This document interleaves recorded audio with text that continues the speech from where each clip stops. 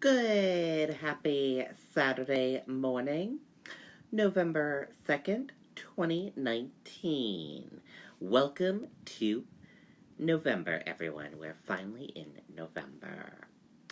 And welcome to this edition of Good Morning, New Hampshire. We have everything for everyone in this program. We hope you enjoy this Saturday edition of Good Morning, New Hampshire, and let's begin. First, we're going to begin with your local news. Bodies of man, woman found in Texas identified as New Hampshire couple reported missing. James and Michelle Butler were reported missing on October 16th. Let's take a listen to that video from WMUR News 9, Gene Mackin.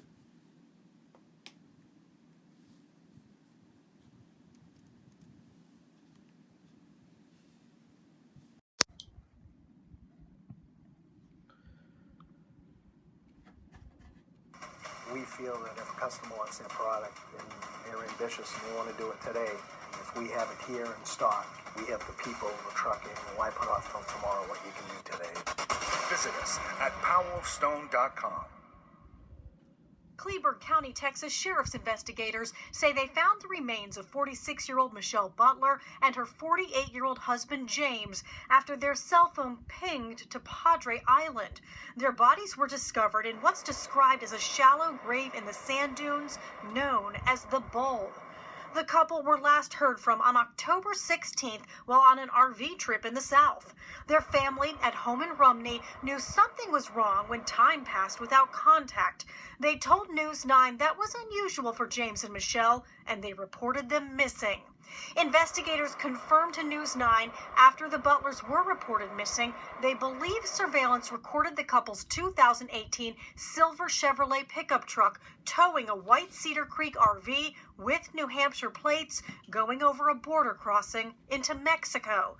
The Sheriff's Department released a statement saying they are working on identification of persons of interest and attempting to find the whereabouts of the victim's truck and RV trailer. And tonight, the Sheriff's Department in Texas also said it cannot release all the details of this investigation yet, sending out heartfelt condolences to family and friends. And in another tragic turn, tomorrow would have been James Butler's 49th birthday. Okay, and there you go on that video and that report. And switching gears now, let's go into your weather. And as you can see outside, it is bright and sunny out there, out that window. And weather right now is clear, 26 degrees. For today, sunshine to start, then a few afternoon clouds, high 49 degrees, winds light and variable. And for tonight, a few clouds, low 31 degrees, winds light and variable. And switching gears now, let's head into sports. In sports, this morning, Friday Night Football, week number 9, results of the scores. Let's take a look. Scores of highlights from the final Friday Night Football of the regular season. Wow. Already to the final Friday Night Football. Wow. It flew by. Holy cow. Let's take a look at this video from WMUR News 9, Jason King. Northbound in the south. Whoa, what's happening? Sorry about that one. Here we go.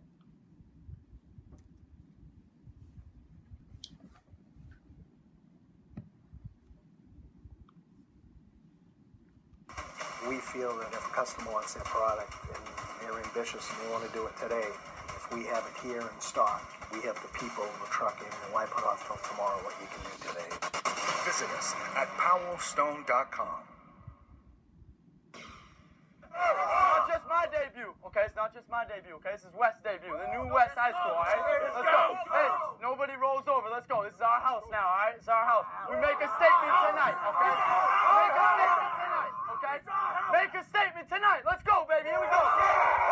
As we we celebrate 25 years of FNF, we flash back to 2011, a young Jimmy Lozon making his head coaching debut at Manchester West. Now, Coach Lozon has the #1 team in the state, the undefeated Londonderry Lancers. Hi, Tom Bergeron here from America's Funniest Home Videos, getting ready just like you to watch Friday Night Football on Channel 9. Of course, you're looking for the great plays. I'm looking for the ones where somebody gets kneed in the crotch.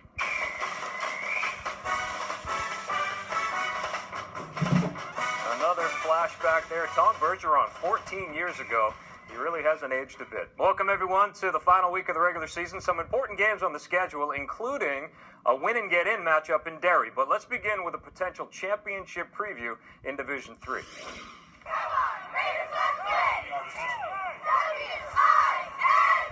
It is the undefeated Lebanon Raiders, home with 7-1 Campbell. And first quarter, Lebanon's John Williman with a quick throw to the flat, but he's picked off by Campbell's Connor Sweeney. Good return to about the 20, but that drive would stall. So here come the Raiders. Williman rolling to his right finds Cole Ames over the middle. The big tight end coming right at videographer Alex St. Cyr. Didn't even flinch. Big first down for the Raiders. That drive rolled over into the second quarter. Williman going to his right again. He's going to hit Wade Rainey at the far pylon, and that is a Lebanon touchdown. Gave them a 7-0 lead. But back come the Cougars. Sweeney's going to be back to pass and throws one up in the air. That's going to be hauled in by Carter Vadrani. Hauls it in for the touchdown. The two-point conversion failed, so Lebanon still led 7-6. After a Campbell safety, it was 8-7 Cougars. Final seconds of the first half, Sweeney connects with Cam Barrett, and he goes to work. Campbell scores a touchdown with 3 seconds left in the half, and the Campbell Cougars would go on to hand Lebanon their first loss of the season, 22-17. So both teams are now 8-1. Monadnock beat Kearsarge Mount Royal 36-6 tonight. The defending champs are 6-3, and they will be in the playoffs. Hillsborough Deering Hopkinton beat Stevens tonight 27-6. Colby Quiet had 3 touchdowns in the win. The Redhawks also a playoff team. Laconia wins 41-6 against Interlakes Moltenboro. Ryan D ran for 122 yards and 2 touchdowns. He also had a touchdown pass. The Division III playoffs won't be set until after Somersworth plays, though. That was a big win for Laconia. Trinity and Somersworth, they had their game postponed until Sunday afternoon, so they'll play at 4 o'clock in the Graveyard. It's an important game for Somersworth as well as they try to play their way into the D3 playoffs. All right, now to Division I and that win-and-get-in game in Derry. Bedford and Pinkerton starting the playoffs early. A Bedford win gives them the North Conference title and the 2 seed, but a Pinkerton win would eliminate Bedford and give the Astros the 4 seed. All of that assuming that Goffstown beats Timberlane tonight.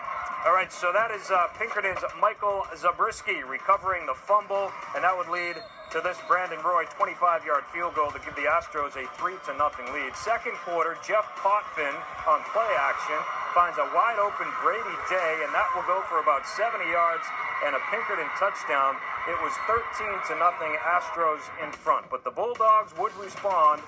Joe Michael hits Aaron Scaling over the middle. Touchdown Bedford with less than a minute to go in the half. Roy kicked 3 field goals in the game, and Pinkerton wins 16-7. And Goffstown took care of business in Plastow. They beat Timberlane 35-21. So Pinkerton gets in the playoffs, and Bedford is out. Jarrett Hinault threw 3 touchdown passes for the Grizzlies. Ian Wilson had a 15-yard touchdown run for the Owls. Windham beat Concord 22-15 to finish the season at 4-5. Stephen McGew caused a fumble and ran it in for what proved to be the game-winning touchdown. Hey, a shout-out to Christian Waldron, too. He's a Concord offensive lineman. He plays the drums in the band. He does that at halftime. He also sang the national anthem for the first time ever at the game today. Pretty cool.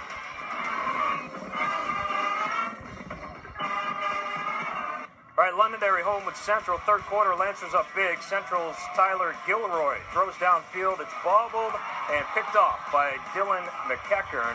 Central would score on a fumble recovery, and on the ensuing kickoff, Londonderry's Eric Raza will find some room, and see you later. Down the near sideline, he's going to return that kick for a touchdown, and the Lancers were in control, 55-14. The next Londonderry possession, Aiden O'Loughlin in at quarterback. Great fake on the option, and there he is. He's going to go about 60 yards for another Londonderry touchdown. Londonderry wins big, 69-22. The Lancers are 9-0. Londonderry completes an undefeated regular season. They will likely host Pinkerton next week. Keene wins at home against Spalding. Both teams' seasons are over. They both finished the year with 2-7 records. Nashua North playing without quarterback Curtis Harris. He hurt his knee last week and is scheduled for more tests on Monday. Jaden Espinal threw a 23-yard touchdown pass to Sam Nichols. It was the only score of the game, and the Titans still pull out a 7-0 win over Portsmouth Oyster River. So North ends the regular season at 9-0.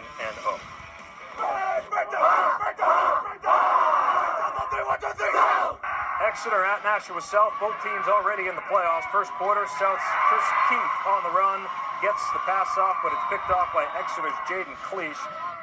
That would lead to a field goal, 3-0 Blue Hawks. Still in the first half, Exeter on the goal line, Ryan Grijalva on the quarterback sneak. That's a touchdown, 10-0 Exeter. Tough night for Keith, throwing again and again. He's intercepted by Cleach. That would lead to another touchdown. Exeter gets the win, 30-14.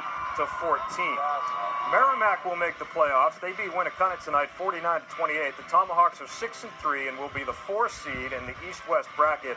Kyle Crampton threw 5 touchdown passes for Merrimack. 2 of them went to Jared Dyer. Dyer also ran for a pair of touchdowns. They should play at North in the first round next week. All right, what a game at Spartan Field tonight. Milford hosting Alvern in Division II. Second half, huge goal line stand by the Milford defense. Alvern's Kyle Gora keeps it, and he's met at the line by Emmanuel Ugu, among others, to turn over on downs. Fourth quarter, Gavin Erder gives to Logan Barnhill. He takes it in for the Milford touchdown. That made it 20-7 Spartans.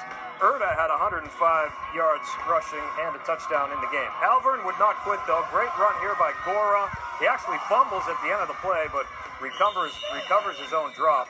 It turned into a wild one late in the fourth. In overtime, Milford scored, went for 2 in the win, and Sean Hanrahan gets it. Milford wins 28-27 in overtime, so the Spartans are 8-1. The Pelham Pythons are in the playoffs. They beat West tonight 42-27. They improved to 7-2. Ian Hoey ran for 2 scores, also threw a touchdown pass for Pelham.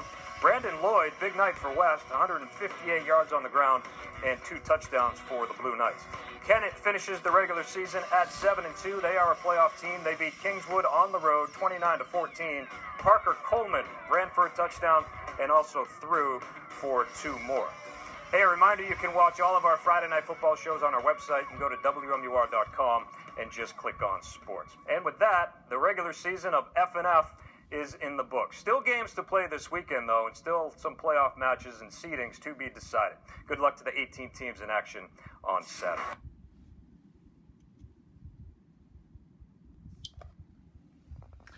Okay, and there you go on that video and that edition of your Friday Night Football. And also in sports news, the Boston Celtics, they played a game last night, and the final score of that game, New York Knicks 102 and Boston Celtics 104. The Boston Celtics won the game last night. Congratulations, Boston Celtics. And switching gears now, let's go on into New Hampshire life. And let's take a look at your Saturday event calendar. New Hampshire open doors, various locations beginning at 9 o'clock a.m. throughout Portsmouth, New Hampshire. The 3rd annual Pause on Trail 4K Fun Run / Walk in Kitty Cat Dash at 9 o'clock a.m. Goffstown's Lyons Arts and Crafts Fair at 9 o'clock a.m. at Mountain View Middle School. And annual Snowman Craft Fair, 9 o'clock a.m. at Bow Mills United Methodist Church in Bow, New Hampshire. And those are all the events happening today in New Hampshire. And now let's take a look at your 10 best free events happening in November.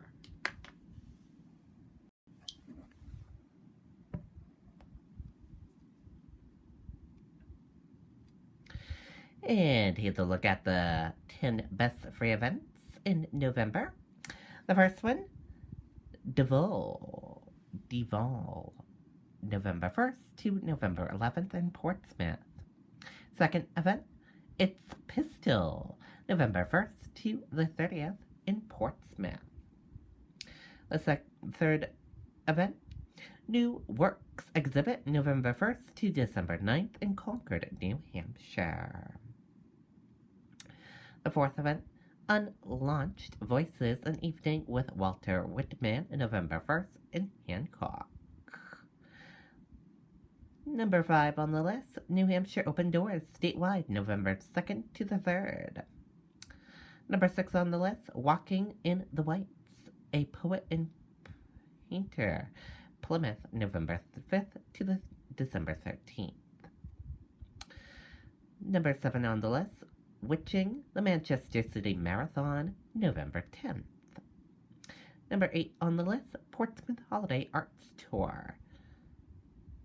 Number 9 on the list, Winter Holiday Stroll in Nashua, November 30th. And number 10 on the list, Cold Turkey Plunge at Waterville Valley, November 30th. Those are 10 best free events in New Hampshire during the month of November. And now let's take a look at some movies now playing at the Red River Theater in Concord. And here's a look at some movies playing at the Red River Theater in Concord. Moans, Harriet, Judy, Exhibit on the Screen, Leonardo DiCaprio, and Downton Abbey. And if you want to see more information about these movies playing now at the Red River Theater, we will share a link with you on the Riley King Network Facebook page. And that is it for this Saturday morning edition of Good Morning New Hampshire. I hope you all enjoyed watching. Have a great rest of your Saturday. I'll see you back here later on today for Good Evening New Hampshire, and I'll see you back here tomorrow for another edition of Good Morning New Hampshire. Goodbye, everyone.